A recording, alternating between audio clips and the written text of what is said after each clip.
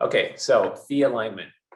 It doesn't matter what type of investment you are raising, the way that investors get treated matters a lot, and you want to maximize the alignment as much as possible. So you want to think about what are the back end fees, what's the performance or carry, how to make it as aligned as possible, have real skin in the game, not fake skin in the game, and your time alone is not considered skin in the game. They know you're putting your time in there, and that is worth something, of course. That's why they want to meet with you and talk to you, because of your expertise and the time you're putting into it. If you have more than 3 types of fees, I would really go back and rework it, even if it costs you money. I've seen deals that have 9 different types of fees within a single deal. And I have investors that have looked at such a deal and said, wow, this is just getting to borderline ridiculous.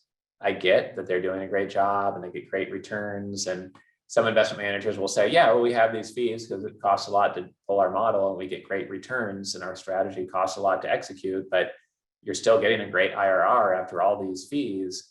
But it just is an annoyance to investors. And even if the fees mapped out to the same, why not have it be more simple and just have 3 types of fees that equal the same amount as those 9 types would have? And at the end of the day, it's the same, but it's easier to explain, it's easier to understand, and it's more aligned.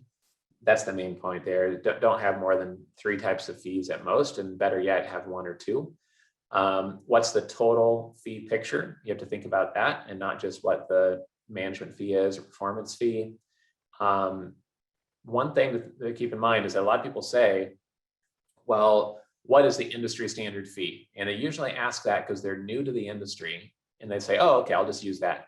Well, first of all, if you haven't done 7 deals or 10 deals, you're not industry standard. So why would you even say, oh, I deserve to charge the industry standard fee? Like, you're not industry standard. You don't have a 15-person team. You don't have a 10-year track record. So we have to respect that, because investors won't say that out loud to you typically. And you have to have something that's more advantageous. But even after you are industry standard or better than industry standard, like many of you who have raised over $10 million last year must be there or getting there quickly, then still, why would you want to do what everyone else does? That makes no sense. Doing something that's better, stronger, pays you more handsomely, addresses the risk your investor has. If you're listening to this as an investor, then you need to think, what is it that's my priority, and how do I structure a deal to meet my priorities? Is it getting my cash off the table, and then long-term I could still make more money on the back end?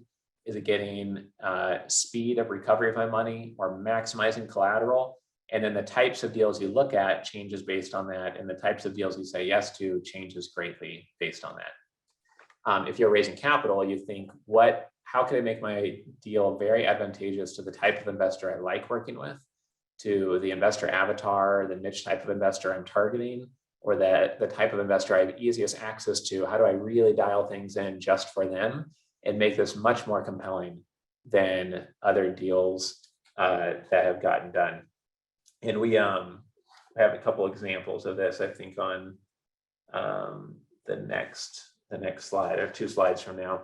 But in a recent deal, an investor was just about to pull the trigger on something. They said, you know what, let's ask them if they'll add some collateral to the deal. And maybe, or maybe not, they would have just done the deal anyways without the collateral.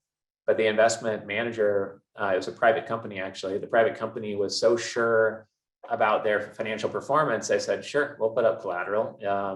This LLC has ownership in these 3 operating businesses that are separate than the one you're investing in.